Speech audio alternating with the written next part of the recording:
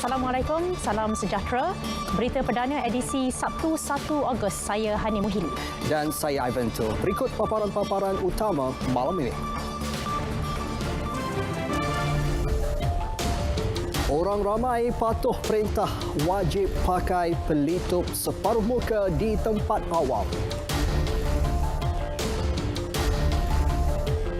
Tembok dan pagar di sempadan negara mudah diceroboh. Penyeludup bina laluan tikus.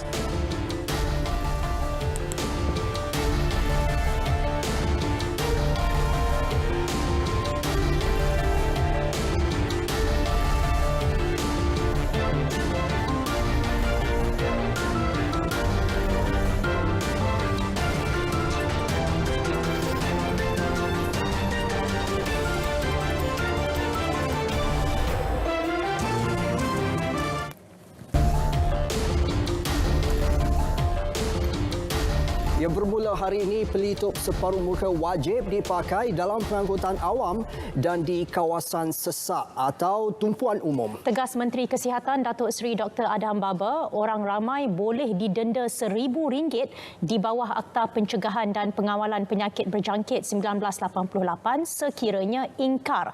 Golongan berisiko tinggi iaitu warga emas dan pengidap kencing manis serta darah tinggi bagaimanapun perlu memakai pelitup muka perubatan 3 lapisan. Pelitup muka tidak boleh dipakai kanak-kanak yang berusia kurang 2 tahun dan mereka yang sukar bernafas. Yang ini bermakna mulai hari ini, muka anda bernilai RM1,000. Anda boleh pilih pakai pelitup separuh muka yang mudah saja untuk dilakukan atau didenda RM1,000. Dan tinjauan kami di Ibu Negara serta beberapa buah negeri lain mendapati rakyat Malaysia patuh arahan tersebut dan ini sikap yang patut dipuji. Tinjauan dilakukan di sekitar Brickfields, Kota Raya, Bukit Bintang dan juga Jalan Petaling di Ibu Negara yang dipenuhi orang ramai termasuk warga asing. Orang ramai dilihat memakai pelitup separuh muka sama ada ketika di tempat awam dan juga ketika menggunakan pengangkutan awam. Tengok dalam berita ada dia pun ada. Kalau pergi kerja pun kerja punya tempat pun dia orang cakap mesti mau pakai mask. Kalau mask tak pakai kita orang dendakan RM1,000. Menyusahkanlah bagi kita kerjasamalah dengan sebab kita ni ada untuk wabak ni lah, untuk hapuskan wabak ni, keselamatan kita semualah. Tengok mostly diorang pakai mask lah. Alright, yang tak ada mask pun diorang terus cepat-cepat beli dekat Shell.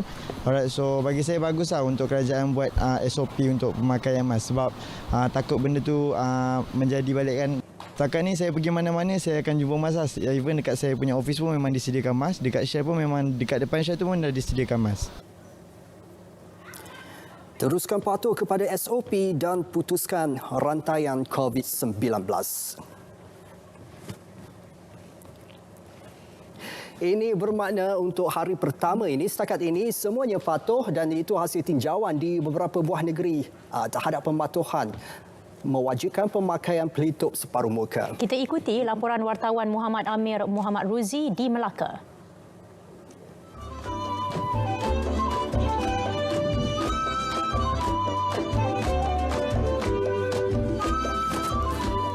Alah bisa, Tegal biasa. Tinjauan sekitar Bandar Melaka mendapati rata-rata orang ramai juga pelancong mematuhi arahan tersebut. Etika kebersihan diri juga penjarakan fizikal turut diamalkan. Baguslah sebab kita keluar kan, kadang kita tak tahu orang tu bergejala ke apa. Kadang macam saya sebelum ni keluar, kadang orang main bersin je kat belakang. So kita nak marah kan, dia orang tak boleh terima kan. So saya rasa okey lah, baguslah kebaikan untuk kita sebab kita tak tahu COVID ni bila berakhir kan. Sebab dia efek dekat semua, bukannya dekat orang tertentu je. Ya, sebab boleh menjauhkan itu COVID-19 lah. Wear more face mask so can. Yeah, since now everyone is need to mematuhi itu SOP, so yeah. Kita just ikutlah, follow lah saranan kerajaan. Kita semua pakai face mask supaya tidak terjangkit lah. Semua saya berharap semua boleh jaga diri masing-masing lah. Actually traveling and we're in Malaysia since March 16. Yeah, definitely. I think also what I would say is keeping social distancing is very important in this matter, especially maybe with the second wave coming in. So yeah, wearing masks, social distancing, and keep going the good work, because Malaysia is on the 4th rank of the good country who took care of it. So yeah, it's a good thing. Malah, pemain industri pelancongan turut bertanggungjawab menasihati pengunjung mematuhi SOP. Kebanyakan semua pakai mask lah. Pakai mask. Ada orang bawa kanak-kanak jalan-jalan. Kalau dia tak pakai mask, kita pun bagi teguran lah, bagi nasihat. Kalau boleh, tak pergi mana-mana pakai mask lah. Kamu jaga keselamatan. Penyakit ni pun datang merebak di sisi kita pun tidak tahu lah. Sekarang nak kena pakai mask, air, customer masuk, nak kena scan, nak kena suruh nama, sanitizer lagi. Itu rasa lain lah. Kadang-kadang kalau customer datang akan tegur lah, kena pakai mask. Kalau tak, kita yang susah nanti. Denda, dengar cerita denda RM1,000 rasanya. Pastikan arahan kerajaan mewajibkan pemakaian tersebut dipatuhi agar kita dapat sama-sama memutuskan rantaian jangkitan COVID-19. Jangan sampai anda didenda kerana tidak memakai pelitup separuh muka. Laporan Muhammad Amin Muhammad Ruzi melaporkan untuk Berita RTM.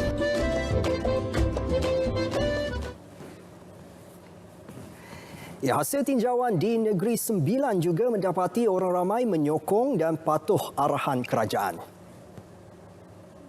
Saranan kerajaan untuk memakai pelitup separuh muka bermula hari ini, saya rasa wajarlah. Wajar sebab ini dapat mengelakkan daripada virus COVID-19 merebak. Sebab sebelum ni kita tengok macam mana rakyat Malaysia jadi menunjukkan peningkatan kes kan. Jadi sekarang kalau dah macam ni, so hopefully kita dapat tengok penurunan kes lah bermula hari ini. Akak tengok semua orang patuhlah, sebab apa, daripada luar tadi sampai masuk dalam semua orang memang pakai mask. Memang dia orang patuhlah nampaknya buat masa sekarang ni. Just think of it as the most important to take care of yourself is to also take care of others. Dan it all starts with the first step dengan memakai mask lah. Ini pula cerita dari Kedah. Lokasi menarik sekitar Alostar terus menjadi tumpuan tetapi SOP tetap dipatuhi. Kita jaga diri sendirilah. Kita lakukan penjarakan sosial untuk elakkan ke tempat awam tanpa pakai mask ataupun kena rajin cuci tangan lah. Kalau rasa risiko tak payah keluar tu. Kalau rasa nak keluar nak pakai mask. Ya, hari ini cakap orang start tahu lah. Pas saya gas mesti pakai wajib. Wajib lah? Ya, ya.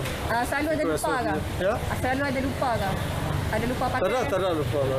Biasa sini pasal bandara ada, tiap-tiap hari polis tentera ada, semua ada sini. Dia jaga sini elok lah.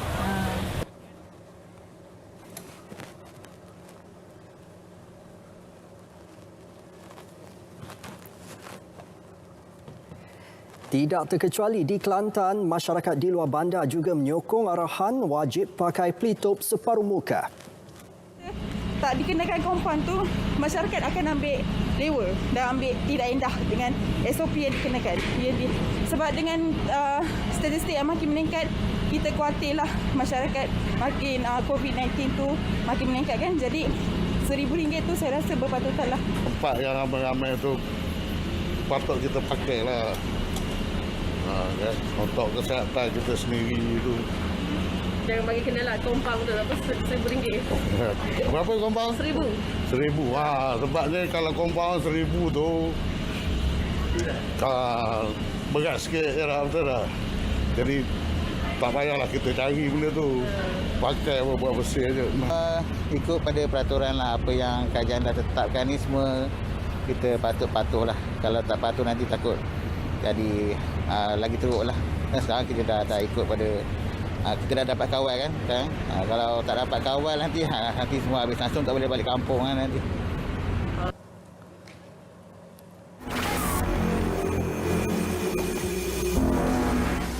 Pemakaian pelitup separuh muka boleh mengurangkan 60% risiko jangkitan COVID-19 berbanding mereka yang tidak memakainya. Mulai 1 Ogos 2020, orang ramai diwajibkan untuk memakai pelitup separuh muka terutamanya di kawasan seperti pengangkutan awam, lokasi sesak dan juga tumpuan awam. Dan orang ramai boleh didenda RM1,000 di bawah Akta 342 iaitu Akta Pencegahan dan Kawalan Penyakit Berjangkit 1988 jika gagal mematuhi peraturan ini. Langkah pemakaian pelitup separuh muka 3 lapis. Yang pertama, pastikan bahagian berwarna berada di luar, bahagian putih berada di dalam dan kepingan logam itu diletakkan di atas hidung. Yang kedua, pegang tali gelung, letakkan di telinga masing-masing. Yang ketiga, pastikan hidung dan juga mulut ditutup sepenuhnya. Dan yang terakhir, gunakan kedua-dua tangan untuk membentuk kepingan logam mengikut bentuk hidung masing-masing. Jadi jom kita putuskan rantaian COVID-19.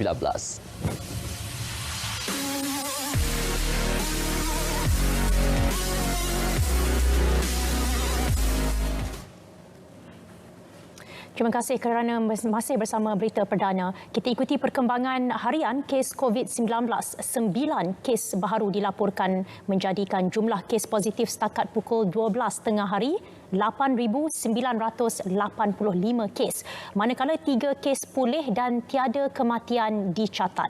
Ketua Pengarah Kesihatan Datuk Dr. Nur Hisham Abdullah memaklumkan 9 kes baharu melibatkan 7 kes import yang telah mendapat jangkitan di luar negara, 5 warga negara dan 2 bukan warga negara.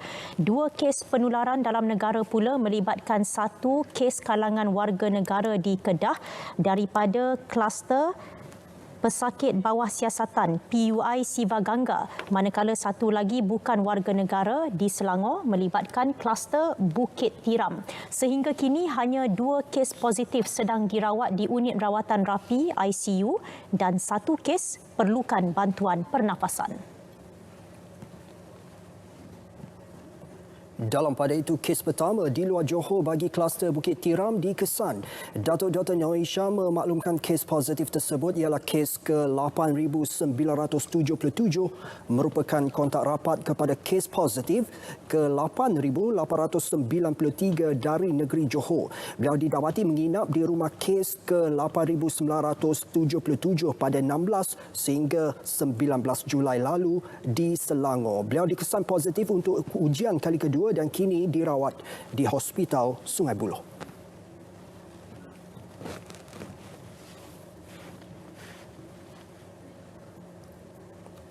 Dan berikut kita ikuti status terkini COVID-19 dalam negara diikuti data kes positif harian mengikut negeri-negeri.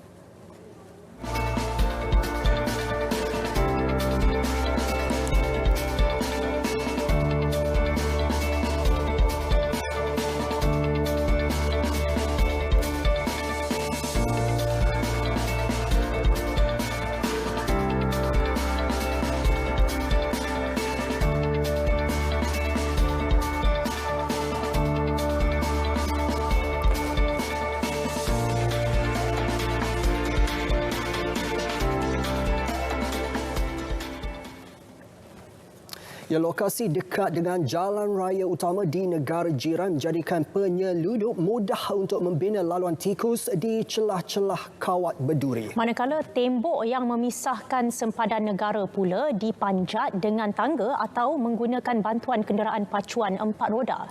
30 minit diperlukan untuk menyelundup barang atau bagi parti untuk menyeberang ke sempadan. Laporan wartawan Ikhwan Samsudin. Lokasi pagar duri di sempadan Malaysia-Thailand sepanjang 117 km yang boleh dikategorikan sebagai uzur sentiasa menjadi sasaran aktiviti haram rentas sempadan untuk dijadikan laluan tikus. Ia bukan hanya dipotong, malah dirosakkan bagi membolehkan ia dilalui parti serta motosikal dengan muatan barangan terutama daun ketum. Saya kini berada di salah satu lorong tikus yang telah pun dikenal pasti sebagai tempat paling aktif dilakukan penyelundupan. Pagar ni memang kita dah kena sebagai kawasan yang aktif dan di-repair oleh pihak MTN. Okay. Tapi oleh kerana dia nak sindiket dia masih nak keras juga nak masuk dengan barang-barang dia, sama ada masuk dari talent, mesti ke talent. Jadi dia gunakan lorong ni pasal lorong ni strategik dekat dengan jalan raya. Jadi memudahkan dia untuk nak masuk sama ada di sebelah talent. Jadi sini lorong yang kerap digunakan adalah untuk menuju betul lah. Dan tak mustahil juga digunakan untuk parti. Kalau kita anggota kita macam tak cek baik-baik, maknanya kita tak perasan benda. Dengan bantuan rakan atau meletakkan kayu, kawat duri mudah dibolusi. Okey, ini laluan dia, kita angkat je. Mereka dah buat siap-siap macam ni. Jadi setiap kali pasang balik, buat lagi macam ni. Mudah je nak lalu sebenarnya sebab dah potong siap-siap dari kawasan masuk dari Thailand dan kemudian masuk ke, kita pun sudah berada di Cuping Perlis. Kawasan bertembok dalam lingkungan zon bebas cukai Bukit Kayu Hitam yang terletak 500 meter dari Kompleks Immigration, Kastam, Kuarantin dan Keselamatan (ICQS) turut menjadi sasaran. Tembok setinggi 7 kaki yang dibina mudah dipanjat dan ditebuk bagi tujuan penyeludupan. Ini adalah tembok binaan sepanjang 7 km dan kawasan ini biasanya digunakan oleh penyeludup untuk melempar barang daripada sebelah ke kawasan ini dan untuk dibawa ke tempat lain. Saya akan cuba panjat kenderaan 4 roda untuk melihat keadaan di sebelah sana.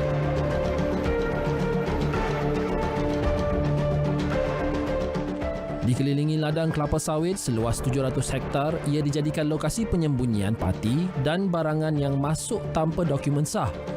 Tonto dan orang tengah akan datang mengambil barang atau parti pada waktu malam dan awal pagi bagi mengelakkan aktiviti mereka dari dikesan. Jadi kawasan ini merupakan kawasan bagi kita lah kawasan berisiko tinggi sebelum PKP. Okey. Dan selepas PKP peluang tu masih ada tetapi peluang tu dah makin dikecilkan kerana kawalan daripada border betul-betul border Malaysia Thailand dah diketatkan oleh pihak Thailand dan juga oleh pihak Malaysia. Tembok ini setinggi lebih kurang 6 hingga 7 kaki. Kita mengarahkan operator zon bebas sendiri untuk membangunkan ini dengan bantuan pihak mereka untuk mengawal aktiviti penyeludupan khasnya untuk custom lah. Di samping itu juga mengawal kemasukan pendatang tanpa izin. Sejak agensi kawalan sempadan yang menggabungkan 19 agensi ditubuhkan, pemantauan telah dilakukan secara lebih menyeluruh menerusi op benteng, mencakupi lokasi-lokasi yang berpotensi menjadi lorong tikus penyeludup meloloskan diri. Mungkin sudah tiba masanya, fasiliti lebih menjamin perlu didirikan bagi memastikan keselamatan dan kedaulatan negara terus terjamin. Ikuan Samsudin, Berita RTM.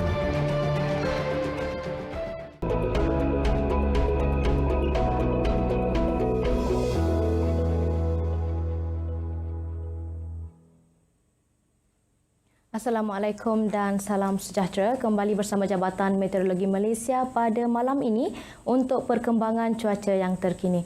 Dimulakan laporan cuaca dengan melihat terlebih dahulu pada paparan imej serta angin yang terkini, di mana diperhatikan keadaan angin di rantau negara kini lebih dipengaruhi oleh angin dari arah tenggara.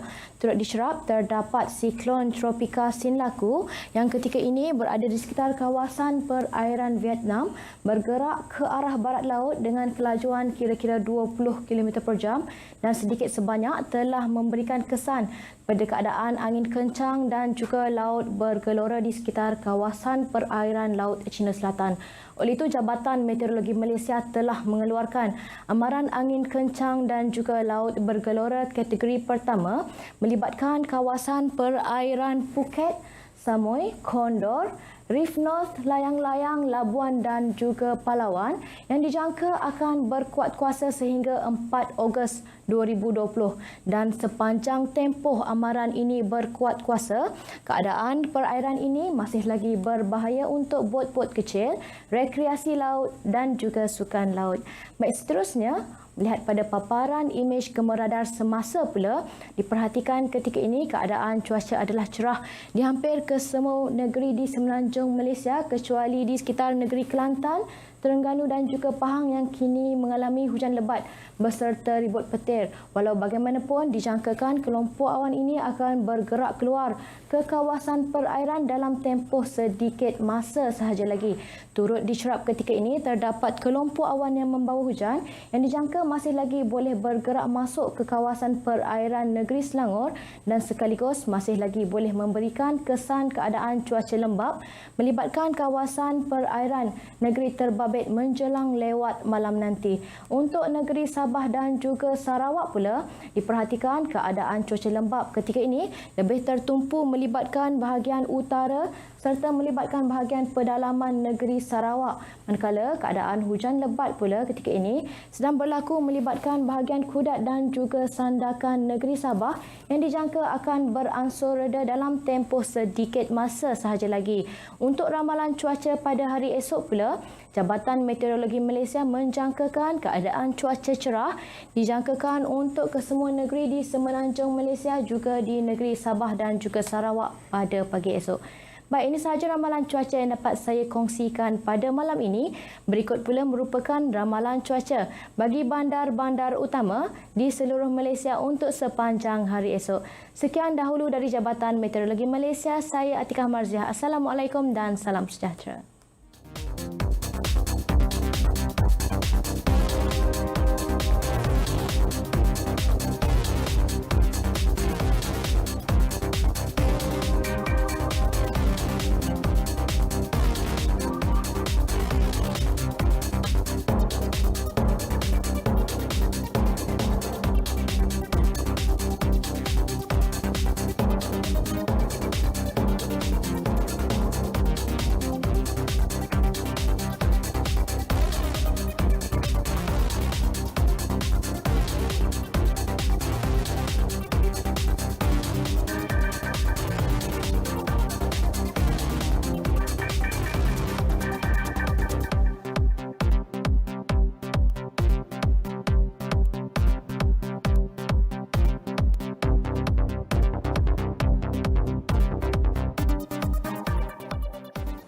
Terima kasih kepada Met Malaysia.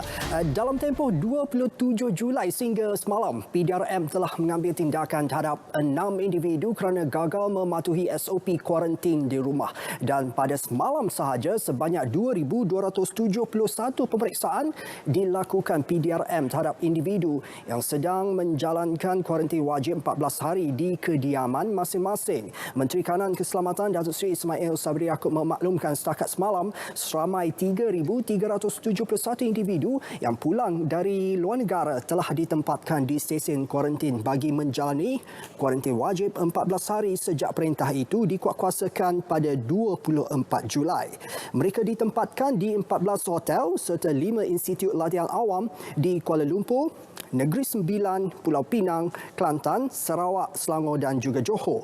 Secara keseluruhannya, seramai 3,384 individu telah pulang ke tanah air dari 23 negara sejak 24 Julai sehingga semalam dan seramai 13 individu telah dihantar ke hospital untuk rawatan manakala bakinya ke stesen kuarantin masing-masing. Dalam hal itu, seramai 134 lagi individu ditahan semalam atas kesalahan ingkar arahan PKPP. Ya, 73 kerusi Dewan Undangan Negeri DUN akan dipertandingkan pada Pelaraya Negeri PRN Sabah. Pengarah Suruhanjaya Pelaraya SPR Sabah Rohiman Rahia mengesahkan perkara itu. Pada Pelaraya Umum ke-14, sebanyak 60 kerusi DUN dipertandingkan. Namun pada Julai tahun lepas, Dewan Rakyat meluluskan usul tambahan 13 kerusi DUN Sabah menjadikan kedudukan semasa 73 kerusi.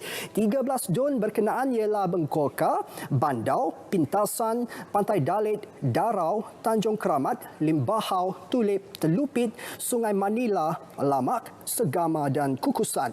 PRM Sabah bakal diadakan selepas DUN semasa dibubarkan akibat kemelut politik di negeri itu sehari sebelum Hari Raya Aidiladha. Dalam pada itu, Menteri di Jabatan Perdana Menteri, Parlimen dan Undang-Undang, Datuk Taqiyuddin Hassan berkata, Pelaraya Negeri Sabah dijangka melibatkan kos berganda daripada kebiasaan. Saya dipahamkan oleh SPR bahawa kos untuk misalnya dakwat, saya dipahamkan tak boleh digunakan secara yang macam biasalah. Kemudian proses untuk sanitasi, untuk menyediakan tempat penjarakan dan sebagainya dan mungkin memakan masa yang lama. Jadi kita melihat memang kita terpaksa, kajian terpaksa menambahkan peruntukan untuk pilihan raya pasca COVID. Beliau ditemui pada Majlis Pengagihan Daging Korban di Dun Tanjung Mas, Kota Baru. SPR akan menjadikan PRK Dun Chini di Pahang bulan lepas sebagai rujukan. Majlis Keselamatan Negara akan mengadakan musyarat Isnin ini bagi membincangkan kaedah pelaksanaan pilihan raya di Sabah mengikut SOP. Sangka sembelihan moden antara yang digunakan bagi melancarkan aktiviti korban. Penggunaannya lebih sistematik, bersih dan cepat. Malah dapat memastikan penjarakan fizikal dalam kalangan petugas sembelihan dapat dipraktikkan. Masjid Al-Hasanah Bandar Baru Bangi, Selangor antara yang menggunakan sangka ini ketika melakukan ibadah korban anjuran Majlis Perundingan Pertubuhan Islam Malaysia, MAPIM. 52 ekor lembu dikorbankan menggunakan sangka sembelihan ini dan hanya 5 ekor dimuatkan untuk setiap sesi penyembelihan. Selesai sembelihan, daging korban diagihkan kepada lokasi lain mengikut SOP yang telah pun ditetapkan.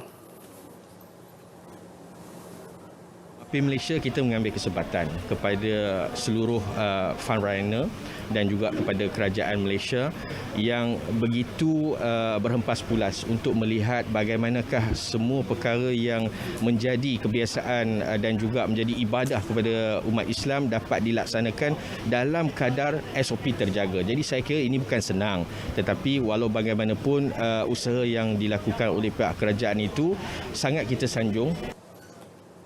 Antara penyumbang ialah komuniti warga Cina yang berada di negara ini. Mereka turut menyerahkan sumbangan wang untuk MAPIM mengadakan ibadah korban di Rohingya dan Bangladesh. Malaysia government give us chance to do this kurban. May Allah bless all the Malaysian and the Malay country. Thank you. Radio Televisyen Malaysia RTM tidak ketinggalan menunaikan ibadah korban bertempat di Masjid Muhammadi Angkasa Puri. Program korban ibadah terindah fokus kepada merapatkan ukhuwah kaki tangan RTM dan juga penduduk sekitar. Semestinya RTM sebagai barisan hadapan penyiaran negara mematuhi SOP korban dan turut mengagihkan daging korban kepada mereka yang kurang berkemampuan. Ahli keluarga yang turut sama dalam program ini mestilah memakai mask, mestilah cek dengan suhu, pastikan tak ada demam dan tak ada tanda-tanda batuk dan sebagainya. Itu kita pastikan dan semakan senarai nama pun kita ambil. Memberikan kita terutamanya tentang bagaimana semua staf RTM boleh bekerjasama, bagaimana kita nak membina team building di kalangan staf untuk saling bekerjasama. Satu tim semua bekerjasama, tanggungjawab dan agak tugas sama rata. So saya rasa bersyukurlah dapat join untuk kali pertama ni. Seronoklah dapat sama-sama membantu gotong royong sempena ibadah korban tahun ini. Di samping itu kita dapat mengeratkan silaturahim.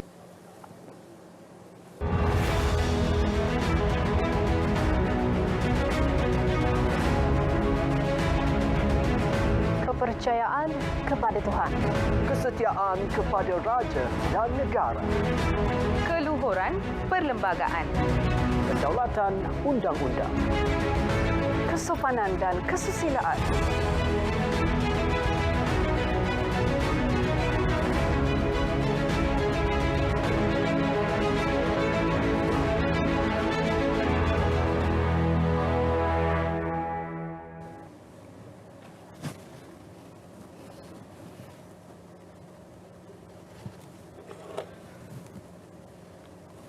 Ya, tidak lapuk di hujan, tidak lekang di panas. Kereta klasik mempunyai nilai estetika tersendiri bagi pengumpul serta peminatnya. Ikuti laporan wartawan Amirul Aizat Muhammad Syafiee yang berkesempatan mengunjungi pameran kereta klasik di Cyberjaya baru-baru ini.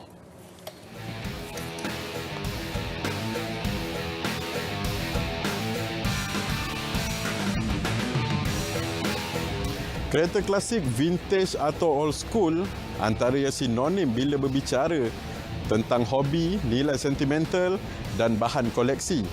Kereta klasik seperti ini sentiasa mempunyai komuniti tersendiri yang sanggup menghabiskan puluhan ribu ringgit demi minat mereka yang mendalam terhadap kereta ini. Sekurang-kurangnya 70 buah kereta klasik dipamerkan dalam majlis pertemuan antara pengumpul koleksi di Shaftesbury Cyberjaya yang dianjurkan komuniti My Classic Car dengan temanya Classic Culture Sunday. Daripada pelbagai jenis kereta klasik dipamerkan, antara yang menjadi tumpuan adalah sebuah kereta berusia 72 tahun iaitu keluaran tahun 1948. Bagi saya, kereta-kereta vintage ni tetap evergreen ya. Walaupun kereta-kereta sekarang memang sporty, memang design yang high tech, tetapi vintage ni tetap ada dia punya keistimewaan tersendiri yang tak ditelan oleh zaman ya. Peminat kereta klasik sanggup berbelanja besar untuk mendapatkan alat ganti yang boleh didapati dari luar negara sahaja. Keunikan dan keindahan koleksi kereta klasik seperti ini yang juga merupakan pelaburan jangka panjang yang menguntungkan buat penggemarnya. Bagi mereka, hobi ini bukan satu pembaziran, sebaliknya mampu mendatangkan keuntungan. Kalau kita lihat sebenarnya harga kereta klasik dalam 5-6 tahun ni makin melambung. So kalau nak kata pembaziran, saya rasa tidak betul sebab dia punya value makin meningkat. Memang itu pelaburan yang bagus lah, because I spend roughly about dalam 40,000 to restore the car. So later on maybe another 5 years or 10 years kalau saya jual pun kan, mungkin you can double up the investment. Bukan sekadar hobi, aktiviti ini turut memberi kepuasan dan mampu memberi ketenangan kepada pengikutnya sekaligus mengendurkan tekanan dalam menjalani kehidupan seharian. Amirul Aizat Muhammad Syafiee, Berita RTM.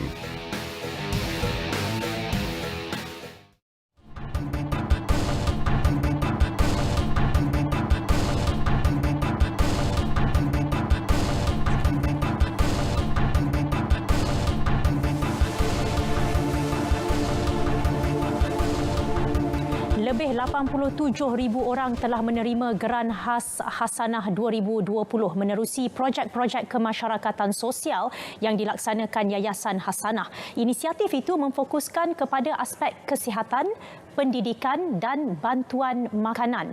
Menurut Menteri Kewangan Datuk Seri Tengku Zafrul Tengku Abdul Aziz, 15 juta ringgit diperuntukkan di bawah geran tersebut kepada pertubuhan masyarakat sivil bagi melaksanakan aktiviti impak sosial.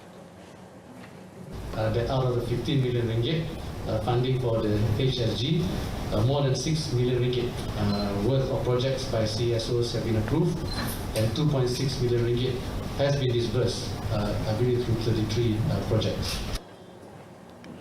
Beliau berucap pada sesi dialog bersama Pertubuhan Masyarakat Sosial Anjuran Yayasan Hasanah di Shah Alam. Geran Khas Hasanah yang diperkenal kerajaan pada April lalu bertujuan menyuntik dana kepada pertubuhan masyarakat sivil. Ia memudahkan pertubuhan berkenaan melaksana aktiviti sosioekonomi bagi kumpulan B40 serta golongan lain yang memerlukan.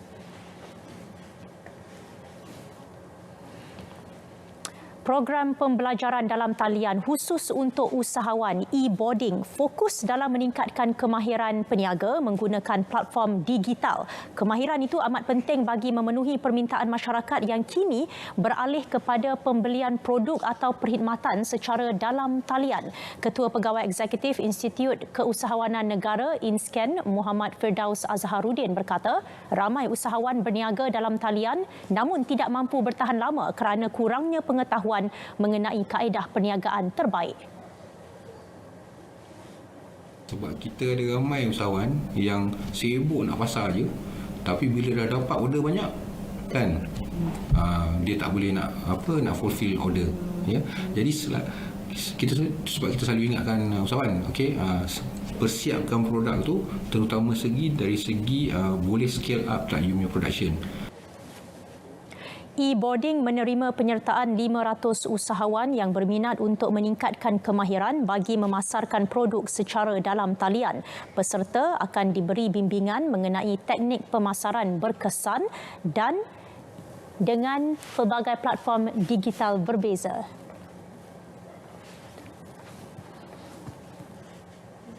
Felda Global Ventures FGV menyasarkan penghasilan 1 juta anak pisang klon pada 2021 iaitu peningkatan 100% daripada pengeluaran semasa.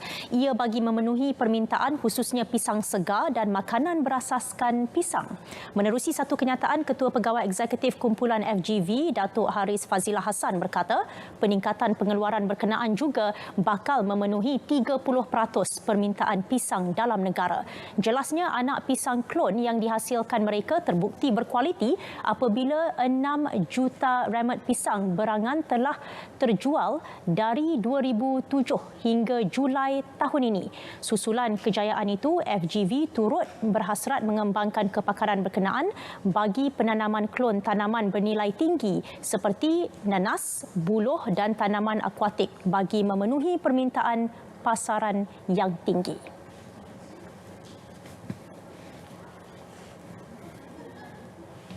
Pertama kali diperkenalkan, Hub Celebrity Produk menjadi platform penggiat seni dan selebriti yang menyeburi bidang perniagaan memasarkan produk mereka. Pasaraya Angkasa yang beroperasi di Kampung Baru bertanggungjawab menyediakan platform berkenaan sejak 8 bulan lalu. Ketua Pegawai Eksekutif Pasaraya Angkasa, Nordin Muhammad, menyasarkan 40 hingga 50 produk selebriti akan menyertai hub berkenaan. Hub Celebrity Produk akan beroperasi di 10 cawangan Pasaraya Angkasa yang bakal dibuka secara berperingkat. Antara tujuan saya nak buat hub halal untuk hub selebriti ini adalah untuk membantu selebriti. Pasal ramai rakan-rakan selebriti saya, orang cerita sampai 2 bulan, 3 bulan tak ada job. Terutama bila PKP sampai 4 bulan tak ada job. So kalau dia ada produk boleh jumpa saya, kita akan bantu. Antara selebriti yang menyertai Hub Celebrity Produk, Datuk Zulkifli M. Osman, Abon dan Chef Liza Zainal. Kami memang dah sedia ada produk. Sebelum ini pun kita dah masuk dah mana-mana. Yang terakhir sekali sebelum yang ini kita masuk di Malakat Mall di Cyberjaya. Konsep yang sama juga Al-Hub. Jadi bila ditawarkan oleh Angkasa, pada saya tak ada masalah. Produk dah ada, kita cuma panjangkan, lebarkan sayap. Di sini pada saya dia ada cara dia tersendiri lah. Dia ada online dia, walaupun duduknya di tengah-tengah bandar, tapi dia ada peminat dia sendiri. Kita ada ahli-ahli kita yang dah ada produk sendiri dan bila diberi peluang oleh Pasaraya Angkasa ini, dia akan menambahkan lagi pemasaran untuk produk-produk daripada pengusaha-pengusaha di kalangan artis. Jadi peluang ini memang kita tunggu-tunggu dan bukan kata Pasaraya Angkasa ini di sini saja, pasal saya dengar dia akan tumpukan pada hub selebriti, produk-produk selebriti untuk dipasarkan pada cawangan-cawangan yang akan dibuka kelak. Di harapan kami biarlah selalu promosi diadakan, mungkin dalam setiap 1 hari 1 bulan ataupun 2 hari 1 bulan. Jadi kita akan berkumpul ramai artis dan juga orang-orang luar sana akan datang untuk membeli barang-barang keperluan di sini. Jadi jadikanlah seorang pengguna yang bijak untuk membeli ataupun memilih produk-produk Bumi Putra. 5 pemain Kuching FA positif COVID-19.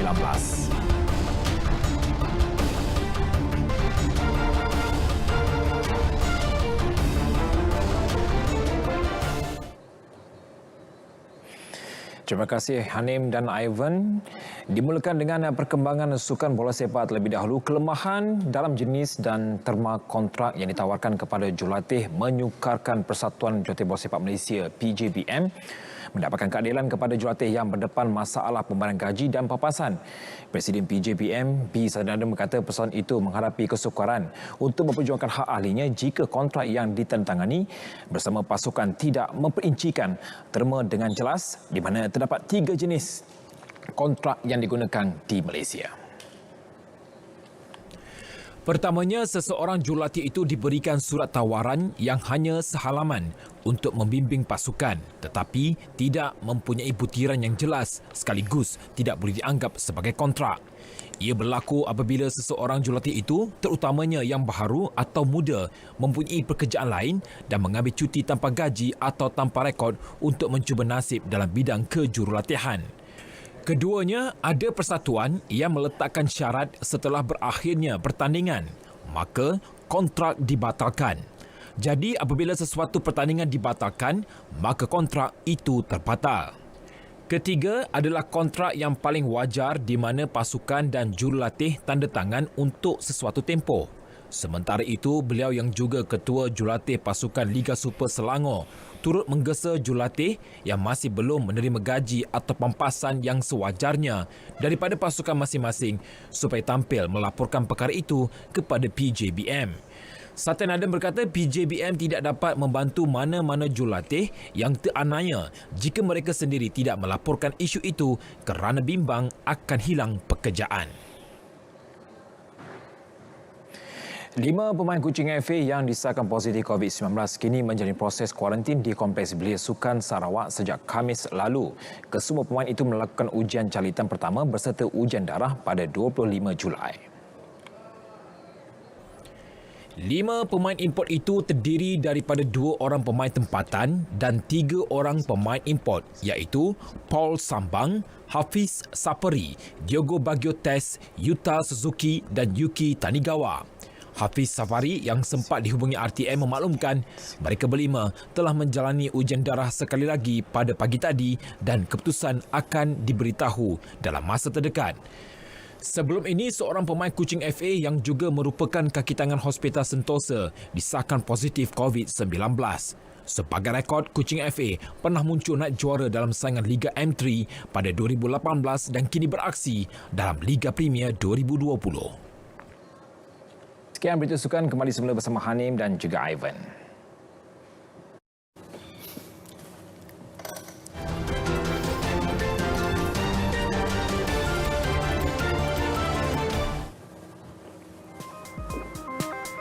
Seorang gadis nyaris maut digilis sebuah bas apabila dia ditolak rakannya sendiri. Insiden berlaku di Poland ketika dia sedang berjalan kaki sebelum rakannya dikatakan bergurau dengan menolak mangsa ke tengah jalan secara tiba-tiba.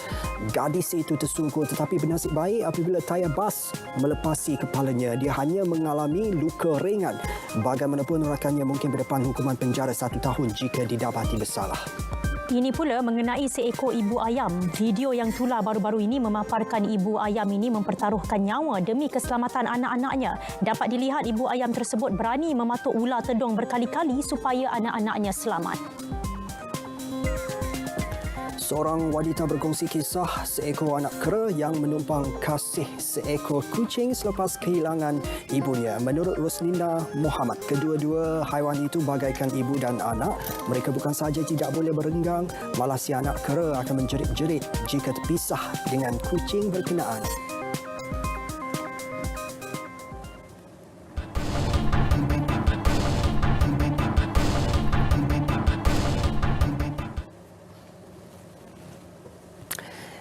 Sempena sambutan Hari Kebangsaan, RTM melakar sejarah tersendiri dengan mengadakan konsert Bangkit Malaysia. Istimewanya, konsert itu menggabungkan 3 orkestra ternama negara. Orkestra RTM, Malaysian Philharmonic Orchestra MPO dan Orkestra Simfoni Kebangsaan OSK dipimpin Datuk Muhzani Ismail.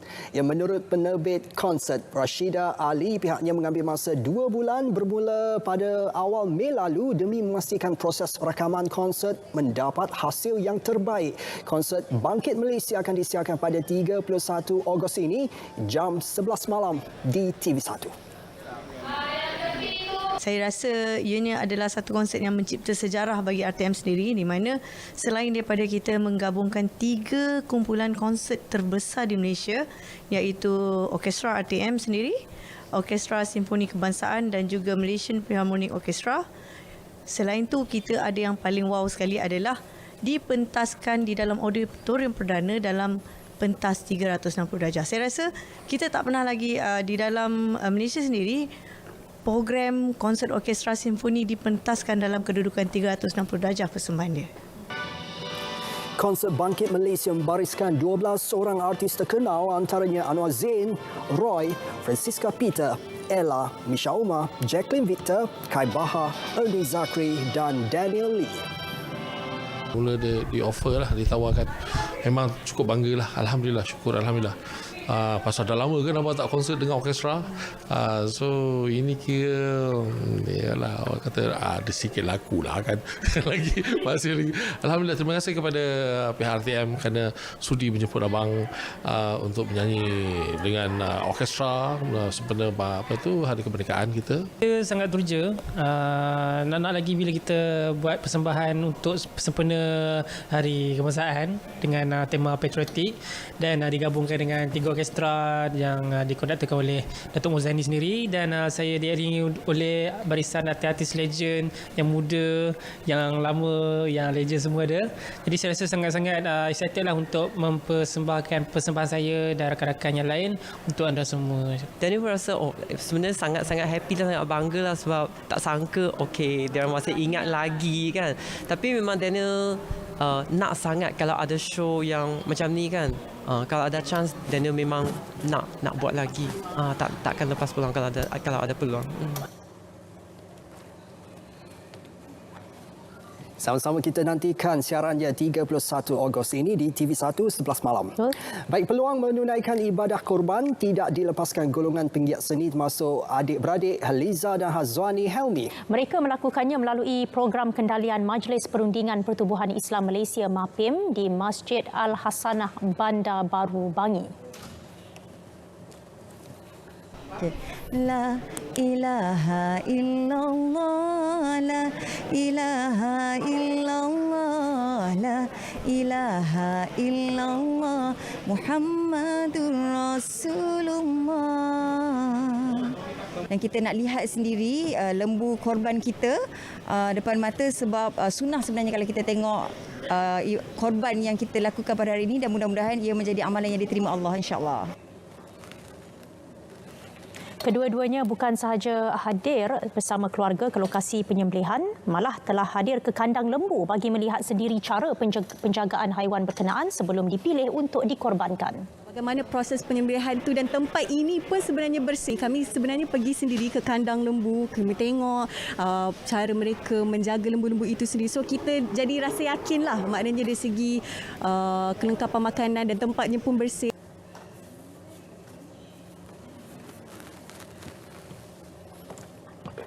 Ya, berita perdana edisi 1 Ogos berakhir di sini. Terima kasih kerana terus kekal bersama semua buletin kami di saluran berita RTM.